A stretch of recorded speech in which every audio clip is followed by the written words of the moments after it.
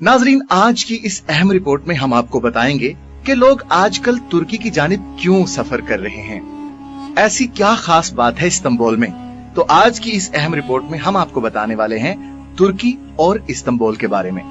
लेकिन कोई भी बात करने से पहले मैं आपसे दरख्वास्त करना चाहूंगा कि अगर आपने हमारा ये चैनल अभी तक सब्सक्राइब नहीं किया तो बराहे करम इसे सब्सक्राइब करें और साथ लगे बेल आइकन पर क्लिक कर दें।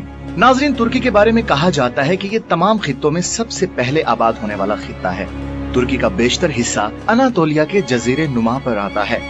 अनातोलिया के इस जजीरे नुमा पर 7500 साल पुरानी जिंदगी के भी आसार मिलते हैं, जिन्हें यूनेस्को वर्ल्ड हेरिटेज साइट में भी शामिल किया गया है। अगर तुर्की के अहम और तारीखी अदवार की बात की जाए तो तुर्की को 334 कबल मसीह में यूनान के सिकंदर ने फतह कर लिया था। सिकंदर की वफात के बाद उसके जानशीन उसकी सल्तनत को ना संभाल सके और ये सल्तनत टुकड़ों में तकसीम हो गई। उसके बाद यूनानियों ने यहाँ सलावेसी सल्तनत की बुनियाद रखी, जो 63 ईस्वी तक कायम रह सकी। उन्हीं की हुकूमत के दरमियान में यहाँ कुछ अरसा आर्मीनियों ने भी हुकूमत की थी। उसी दौर में हजरत ईसा की इस दुनिया में आमद हुई और आपके इस दुनिया से जिंदा उठाए जाने के बाद रूमियों को अल्लाह ताला ने उरूज दिया। उन्होंने पूरा अनातोलिया, यहाँ तक कि शाम, मिस्र, उर्दन और फलस्तीन पर भी कब्जा कर लिया। हजरत ईसा को मानने वालों की एक बड़ी तादाद ने तुर्की को अपना मस्कन बना लिया और यहाँ दावत व तबलीग की सरगर्मियां जारी हो गयी। 300 ईस्वी के लगभग इस पूरे खित्ते ने मसीहियत को अपना लिया और 303 ईस्वी में रूमी शहनशाह कोस्तंतीन ने मसीहियत कबूल करके उसको सरकारी मजहब करार दे दिया था। यही वो बादशाह था जिसने कुस्तंतीनिया की बुनियाद रखी थी।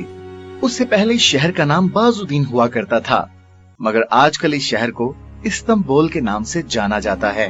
तुर्की के बाज इलाकों में रूमी 303 ईस्वी से लेकर 1400 ईस्वी तक कायम रही, मगर बाज इलाकों में शाम और तुर्की के मशरकी हिस्से थे, उन्हें मुसलमानों की जानिब से फतह कर लिया गया। मशरकी और वस्ती अनातोलिया पर सरजोकी सल्तनत कायम थी, जबकि मगरिब में रूमी सल्तनत कायम थी। सरजोकी सल्तनत के जवाल पर उनकी बाकियात में से उस्मानियों ने जन्म लिया और यहाँ उस्मानी सल्तनत की बुनियाद रखी। वस्ती एशिया से आगे मुसलमानों ने सल्तनत को वो 4 चांद लगाए कि उसे मुसलमानों की सबसे बड़ी सल्तनत बना दिया। सल्तनत उस्मानिया का सही दौर 631 साल का है। 16वीं और 17वीं सदी में उस्मानी सल्तनत दुनिया की सबसे ताकतवर और मजबूत तरीन सल्तनत थी। अपने जवाल के वक्त सल्तनत उस्मानिया ने पहली जंग अजीम में जर्मनी का साथ दिया। जर्मनी की नाकामी के बाद मुआहिदा सुबूरे किया गया, जिसकी तुर्कों ने खूब मुखालिफत की। फतह पाने वाले मुमालिक उस सल्तनत को टुकड़ों में तकसीम करते हुए उस पर काबिज होने लगे। 2 मई 1909 को तुर्की ने अस्करी कमांडर मुस्तफा पाशा की क़यादत में जंग आजादी का ऐलान कर दिया। 18 सितंबर 1922 को तुर्कों ने तमाम फौजियों को तुर्की से निकाल दिया। 1 नवंबर 1922 को तुर्क पार्लिमान ने खिलाफत का खात्मा कर दिया। यूं मुसलमानों की 631 साला अजीम सल्तनत यानी सल्तनत उस्मानिया का खात्मा हो गया। 24 जुलाई 1930 को मुआहिदा लोजान किया गया। ये वही मुआहिदा था जिसने तुर्की को बांध कर रख दिया था। ये मगरबी मुमालिक की मुसलमानों के खिलाफ एक साजिश थी जो कामयाब हो गई। इस मुआहिदा के मुताबिक तुर्की पर 100 सालों के लिए पाबंदी लगा दी गई और उन पाबंदियों के मुताबिक तुर्की अपनी तयशुदा हदूद की खिलाफ वर्जी नहीं कर सकता था।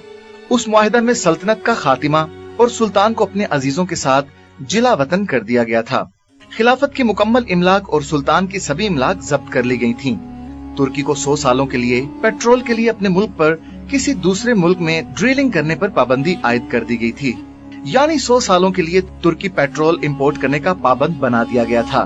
तुर्की को एक सेकुलर स्टेट बनाते हुए इस्लाम और खिलाफत से ताल्लुक पर कदगन लगा दी गई और फास्ट फोर्स को आलमी समंदर का हिस्सा बना दिया गया और यहाँ से गुजरने वाले किसी भी बेड़े से तुर्की टैक्स वसूल ना कर सकेगा।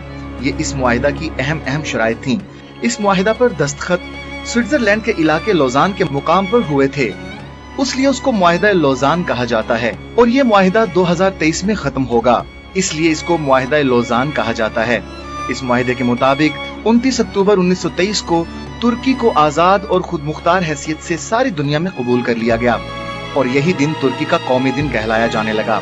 मुस्तफा कमाल पाशा, जिन्हें बाद में अतातुर्क का खिताब मिला, जिसके मायने है तुर्कों का बाप, उस बंदे ने तुर्की को बरतानिया, फ्रांस और उन ममालिक के कब्जे में जाने से रोका था। दूसरी जंग अजीम में तुर्की तकरीबन गैर जानिबदार रहा, लेकिन जंग अजीम दोयम के बाद होने वाली अमरीकी और सोवियत यूनियन की सर जंग में तुर्की ने अमरीका और इसके हमायतियों का साथ दिया, जिसके बदले में तुर्की की इमदाद की जाती रही। जुलाई 1974 में कब्रस में तुर्की मुसलमानों पर मसीही आबादी की जानिब से मजालिम शुरू हो गए, जिसके नतीजे में तुर्क जमहूरिया शुमाली कब्रस कायम हुई, जिसे अब तक तुर्की के अलावा दुनिया के किसी मुल्क ने नहीं माना। जबकि जनूबी कब्रस, जिसे जमहूरिया कब्रस का नाम दिया गया क्योंकि ये मसीही आबादी वाला हिस्सा था, इसे आजाद होने के अलावा यूरोपियन यूनियन की रुकनियत भी मिल चुकी थी।